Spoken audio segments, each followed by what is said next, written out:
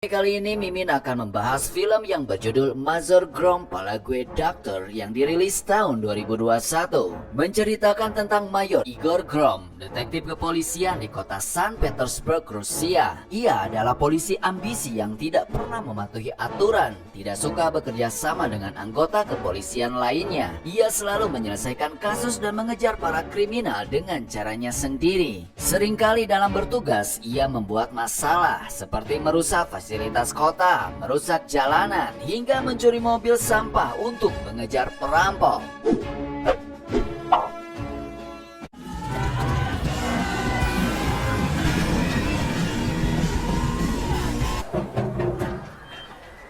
Cerita berawal, ada segerombolan anak nakal ngejar-ngejar seekor anjing di pinggir pantai. Mereka menimpuknya dengan ranting dan batu sehingga si anjing terjebak ke dalam jaring ikan. Saat nyaris dihantam batu besar, dari arah belakang datang seorang anak pemberani yang mengakibatkan si anak itu dikeroyok rame-rame.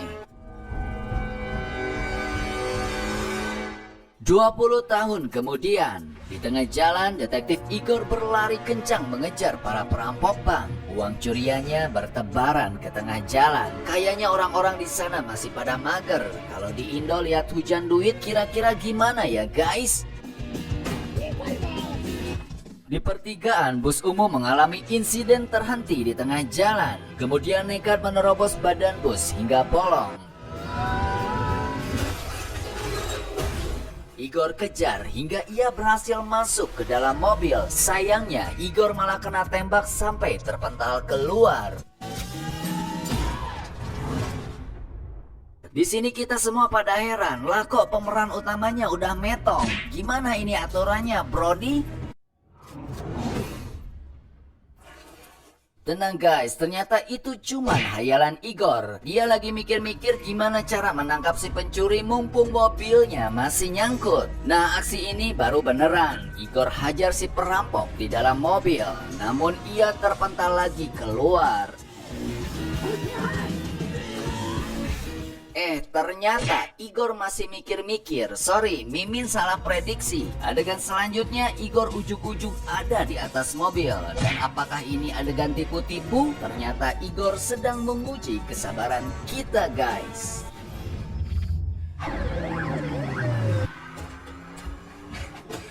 Beberapa menit kemudian si perampok berhasil dihadang polisi. Dari arah kanan dihantam mobil sampah yang dimana supirnya ternyata si Igor. Saat itu, Inspektur Fyodor yang merupakan atasan Igor sedang mengadakan peresmian pembuatan patung. Tiba-tiba Fyodor melongo melihat ada mobil melaju kencang ke arah kerumunan. Ambiarlah sudah acaranya.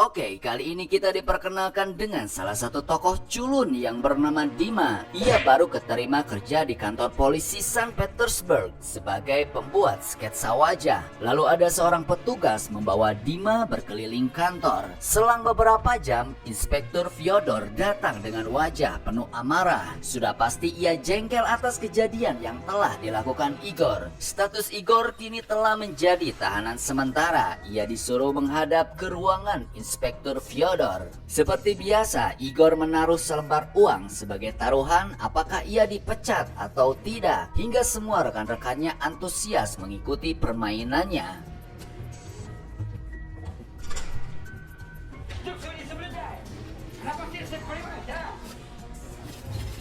Ia disuruh menulis pernyataan mengundurkan diri karena Fyodor sudah hilang kesabaran menghadapi cara kerjanya. Setelah itu, tanpa beban, Igor menyerahkan surat dan rencananya. Igor keluar menjadi bahan perhatian semua orang. Ia sudah pasti akan dipecat, yang dimana aturannya jika dipecat, uang itu menjadi milik Igor. Dan Igor memberikannya kepada si kakek tua yang kebetulan sedang membuat laporan kehilangan dompet.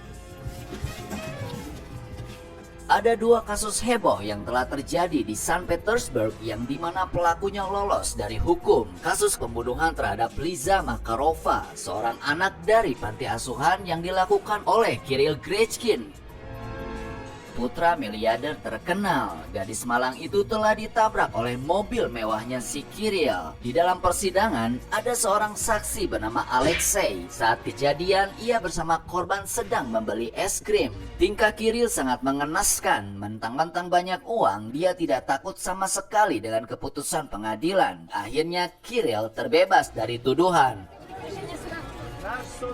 Alexei emosi, untungnya ada Igor berusaha menenangkannya. Lalu Igor bertemu dengan Tatiana, ia merupakan salah satu pengurus rumah panti asuhan. Igor memberikan kontaknya, jika ada masalah Tatiana dapat segera menghubunginya. Igor balik ke apartemennya. Dia hidup single tanpa kekasih dan teman. Saat sedang asik 6 bulan krimer semprot, tiba-tiba telepon Nokia jadulnya berbunyi. Mendapatkan pesan dari Fyodor, disuruh datang ke rumahnya. Kini cerita masuk ke dalam kisah seorang pembuat aplikasi Vimes, merupakan aplikasi jejaring sosial yang diciptakan oleh Sergei. Saat itu Sergei didampingi sahabatnya bernama Oleg. Sergei tegang, takut fitur barunya tidak disukai banyak orang.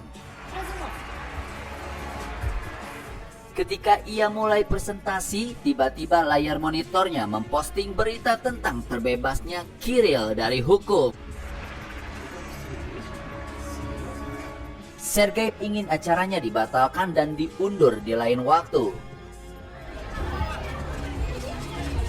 Di dalam kantor, ia kesal. Aplikasi yang seharusnya jadi media pertemanan dan perdamaian malah diposting dengan berita kriminal. Maraknya berita kejahatan dan hukum yang mudah dibeli mendorong Sergei ingin membuat aplikasinya sebagai wadah apresiasi menyuarakan keadilan. Fyodor melakukan pertemuan dengan Igor, bermaksud ingin mengajaknya makan sekalian menyuruhnya untuk kembali bekerja. Kemudian Tatiana menelpon Igor bahwa Alexei menghilang dan takut terjadi sesuatu. Kirill telah diserang oleh seseorang yang mengenakan jubah hitam dan topeng kepala burung. Ia berusaha kabur memasuki mobil mewahnya. Si pria bertopeng menyemburkan pelontar api dengan kekuatan tinggi hingga mobilnya meledak.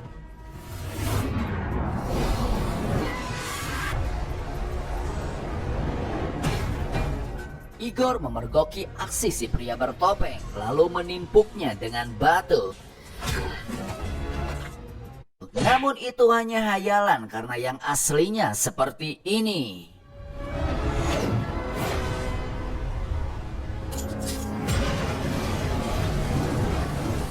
Nampaknya adegan Jong menjadi ciri khas yang sangat memukau di film ini.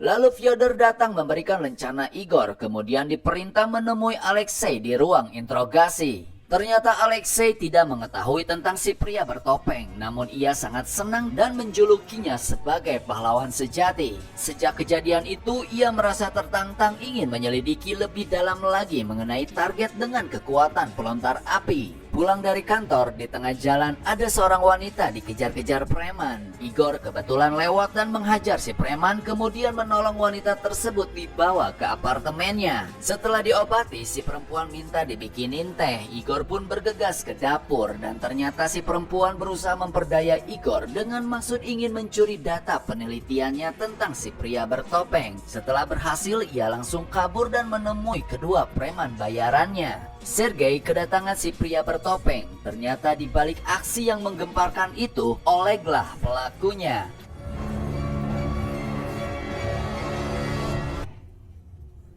Ты хоть понимаешь, что ты натворил? Bermaksud ingin membantu impian Sergei menegakkan keadilan secara nyata dan real ketimbang harus melalui media sosial. Sergei tidak mengharapkan keadilan dicapai dengan cara membunuh. Oleg hanya ingin membuktikan itulah cara satu-satunya menyelamatkan kota yang telah digerogoti wabah korupsi, keserakahan, dan pelanggaran hukum.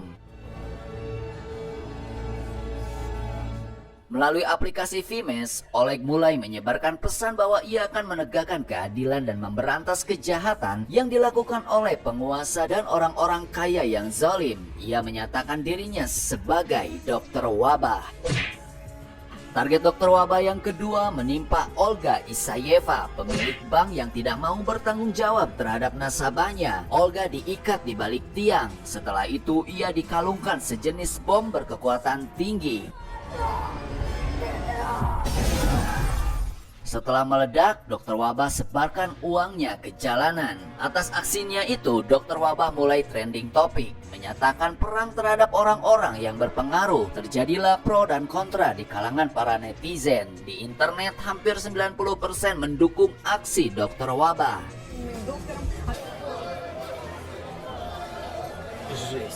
Esoknya saat Igor berada di TKP, tibalah seorang detektif senior dari Moskow bernama Yevgeny yang akan mengambil alih kasus dokter wabah. Fyodor tidak bermaksud menyingkirkan Igor dikarenakan keputusannya langsung dari atasan tertinggi. Sebagai gantinya, Fyodor akan memberikan kasus baru yang jauh lebih menantang. Ternyata ia mendapatkan kasus super aneh menyelidiki gembok pencuri 12 item kulkas. Dan kali ini Igor didampingi Dima karena ia dilarang menjalankan kasus sendirian. Meskipun bete, Igor tetap mau menyelidiki kasus tersebut. Mereka masuk ke dalam pasar tradisional di pinggiran kota yang kotor dan bau. Ia menemui seorang preman pasar dan ingin mengorek sebuah informasi penting tentang kasus pencurian 12 item kulkas.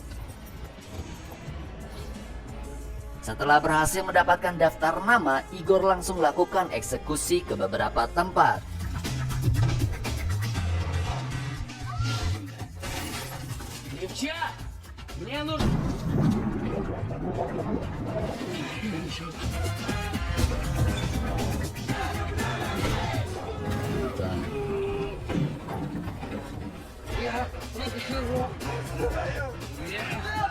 Dalam waktu singkat, ia mampu selesaikan misinya, lalu menyuruh Dima kembali ke kantor untuk membuat laporannya. Igor kembali penasaran terhadap kasus dokter wabah. Kemudian ia menemui Sergei di kantornya, menanyakan perihal si pemilik akun yang telah mengunggah video dokter wabah ke dalam aplikasi Vimes. Sergei mengaku bahwa ia menciptakan aplikasi dengan sistem hak privasi penuh terhadap pelanggannya demi kebebasan berbicara sehingga Sergei tidak memiliki akses sedikit pun. Di dalam kantor, Dima menunjukkan acara berita yang dibawakan seorang jurnalis bernama Yulia membahas tentang dokter wabah. Setelah diperhatikan, ternyata dia adalah perempuan yang tempo hari ditolong oleh Igor di apartemennya dan ketahuan telah mencuri data penyelidikan milik Igor. Igor gercep menyambangi apartemen Yulia. Ia berhasil masuk dan membobol jendelanya.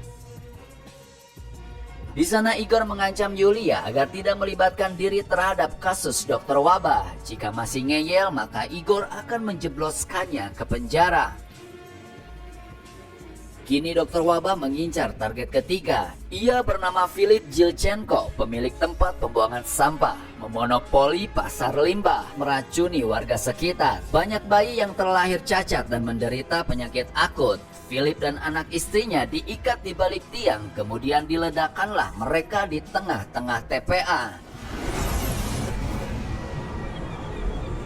Sudah pasti setiap aksinya akan menjadi trending topik, sehingga banyak orang yang semakin mengidolakan dokter wabah. Sampai-sampai ada yang menjual topeng ala dokter wabah di berbagai situs marketplace dengan kisaran harga 99 rubel. Sergei gelisah mengingat Oleg terlalu berlebihan. Aksinya kini mulai banyak ditiru oleh warga sehingga mereka tidak ragu melakukan kerusakan di tempat umum. Ia bersujud di hadapan Oleg agar segera menghentikan perbuatan gilanya. Dima mendatangi kediaman Igor sambil membawakannya makanan. Ia merasa tertantang ingin ikut memecahkan kasus dokter wabah. Dima mendapatkan informasi terbaru bahwa malam ini ada pembukaan kasino naga emas yang akan dihadiri oleh banyak pejabat. Kemungkinan tempat tersebut bisa menjadi target dokter wabah berikutnya. Penyakit Igor kembali kambuh. Ia ingin menyelidiki kasus sendirian dan langsung mengusir Dima. Kemudian Igor mendatangi si preman, menyewa jas eksklusif dan mobil mewah dalam rangka menghadiri acara kasino.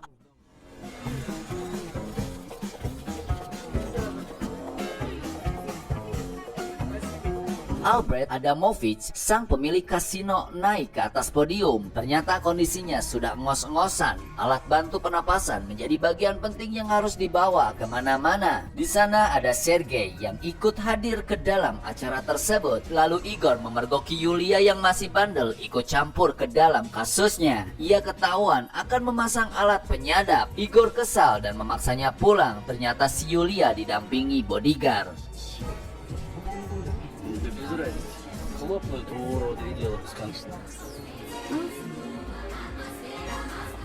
Sergei mendatangi Albert. Mereka mulai berbincang tentang bisnisnya. Awalnya ngobrol santuy, lama-kelamaan nada bicara si Sergei mulai ngenes karena geram dengan tingkah si Albert yang telah membeli gedung kasinonya dengan cara kotor, mengingat gedung tersebut adalah gedung bersejarah. Albert marah menyuruh ajudannya mengusir paksa si Sergei. Tiba-tiba ada penyerangan dari dokter wabah yang kini memiliki banyak pasukan. Dima yang kesal karena tidak diajak ke acara kasino nyaris menyusul. Namun langkahnya dihentikan oleh Yevgeny. Ia mengancam akan memenjarakan Dima jika tidak mau menyerahkan berkas milik Igor perkara penyelidikan dokter wabah. Di tengah kerusuhan, Sergei mencoba negosiasi dengan ketua geng dokter wabah. Ia menawarkan sejumlah uang banyak, namun si Sergei malah ditendang dan nyaris dipukul. Igor langsung lemparkan gelas ke arahnya. Sehingga terjadilah baku hantam. Igor tak menyangka ternyata Alexei menjadi salah satu dari mereka. Di balik kericuhan, Yulia terus standby merekam semua kejadiannya. Polisi datang berhasil mengepung tempat tersebut, membuat gembong dokter wabah kabur lewat pintu belakang. Yevgeny cengar-cengir dan mendapatkan poin besar atas pengepungannya akibat informasi yang telah dibocorkan Dima. Yulia menghampiri Igor bermaksud ingin menunjukkan hasil rekamannya, namun si Igor malah mematahkan handphonenya. Setelah kasus tersebut, Yevgeny meminta Fyodor memecat Igor. Jika berani menolak, dia akan laporkan Fyodor ke atasannya. Igor tidak ingin Fyodor berada dalam masalah. Ia langsung menyuruh menandatangani surat pemecatannya. Seperti biasa, para staf sudah mengumpulkan uang taruhan. Igor memberikan uang tersebut kepada Dima. Kemudian Igor mendatangi apartemen Yulia. Di sana ia meminta maaf dan menggantikan HP yang telah ia rusak. Apa sudah nasib Igor? Ia sempat kebingungan di tengah jalan, lalu melihat warga mulai terkontaminasi dengan dokter wabah. Untuk mengisi hari, ia ingin melanjutkan kembali penyelidikannya. Langkah pertama, ia mempunyai ide datang ke panti asuhan Alexei, lalu janjian dengan Tatiana. Sesampainya di sana, mulai sedikit terkuak ketika Tatiana menceritakan investor terbesar panti asuhan ternyata orangnya adalah si Sergei, yang dimana ia pun mantan penghuni panti asuhan tersebut. Igor mendapatkan info lengkap dari mulai masa kecil Sergei dan hubungannya bersama Oleg. Lalu petunjuk semakin terbuka ketika Igor mengambil sebuah buku berisi gambar burung yang jelas-jelas menyerupai sosok dokter wabah.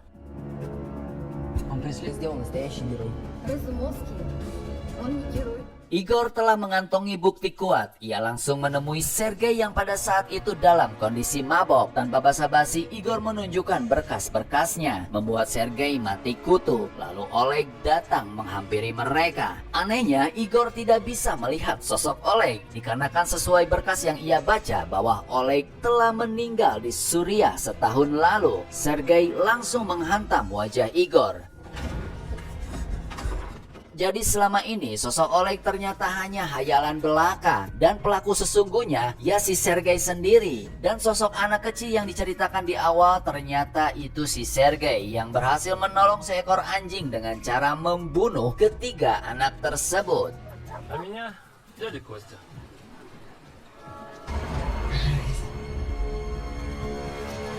Отсюда, лошара. Трое ребят погибли. Sejak kecil, Sergei memiliki kepribadian ganda. Ia bisa sangat baik. Di sisi lain, ia pun bisa sangat jahat. Jika berbenturan, ia dapat melukai dirinya sendiri. Ты так ненавидел детей, издевавшихся над тобой.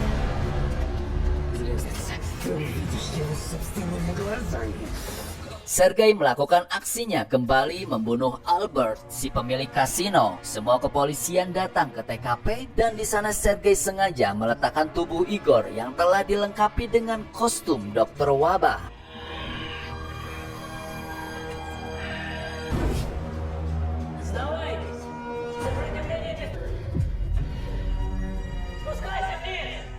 Di tengah pengepungan, ia lontarkan api dan berhasil kabur dari petugas. Di balik gang sempit, Igor mendapatkan kejutan listrik yang dilakukan Dima. Igor mendekap di penjara. Penuh semangat, Yevgeny langsung memeriksa apartemen Igor dan menemukan cairan peledak, juga sarung tangan pelontar api, yang menyebabkan tuduhannya semakin kuat bahwa Igorlah dokter wabah sebenarnya. Kasus penangkapan mencuat ke masyarakat. Para pendukung dokter wabah semakin banyak dan melakukan demo besar-besaran. Yevgeny menetapkan Igor bersalah. Ia akhirnya dijebloskan ke dalam penjara. Sudah. Kemudian Yulia datang menyamar sebagai pengacara Igor. Ia yakin Igor telah dijebak, namun Igor tidak mau bicara apapun terkecuali Yulia dapat membebaskan ia secepatnya. Yulia memata-matai Dima. Ia yakin bisa bekerja sama dengannya. Tidak lama kemudian Dima membebaskan Igor dari penjara lalu masuk ke dalam mobil Yulia. Sesampainya di garasi, Igor ingin langsung menemui Sergei sendirian tanpa campur tangan Dima dan Yulia. Dima disuruh membawakan senjata di dalam gudang. Setelah itu, Igor sengaja menguncinya dari luar. Yulia tidak dapat memaksa ikut. Ia hanya memberi pesan agar Igor selalu berhati-hati. Pergilah Igor ke gedung Sergei. Mereka bertemu dan sempat berbincang sedikit. Igor tidak mau membuang waktu. Ia lemparkan bom gas air mata, membuat Sergei hilang kendali terus menyemburkan apinya. Igor berusaha mempreteli semua bahan peledak yang ada di tubuhnya. Setelah berhasil dilumpuhkan, Sergei menyalakan rekaman video yang dimana ia telah mempersiapkan kemungkinan terburuk atas penangkapannya. Pesan disebar ke setiap pendukungnya, menyebabkan semua orang mulai ingin menghancurkan kota. Cairan bom yang tempo hari disita di apartemen Igor ternyata dapat dikendalikan Sergei hingga terjadi ledakan besar menghancurkan gedung kantor polisi. Di dalam gedung, Sergei lempar cairan bom ke arah Igor. Untungnya masih sempat menghindar. Para pendukung dokter wabah sudah tidak ragu lakukan kebrutalan di tengah kota.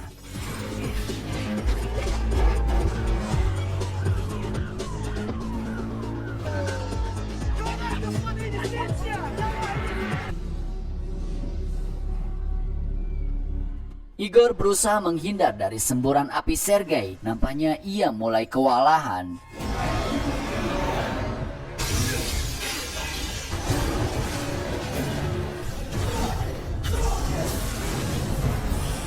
Dima dan Yulia tiba-tiba datang menolong tepat waktu. Akibat disembur air, senjata pelontar Sergei koslet. Itulah kesempatan Igor menyerang balik, memukulkan selang ke arahnya. Namun akibat dipukul selang, pelontarnya malah kembali berfungsi. Sehingga mereka bertiga kini terjebak di sebuah ruangan. Igor malah berani mendekat dan melawan langsung dengan tangan kosong, mengakibatkan ia kesembur api. Tapi tenang guys, itu hanya hayalan Igor. Semuanya masih baik-baik saja.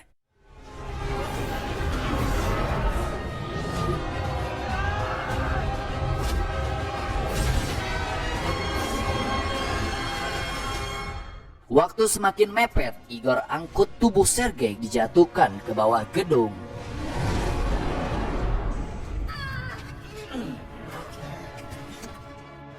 Akhirnya mereka saling tarik-menarik dan ini asli bukan hayalan Igor. Di balik kerusuhan datanglah segerombolan preman pasar turut membantu kepolisian mengamankan kelompok dokter wabah sehingga semuanya dapat dilumpuhkan dan terkendali.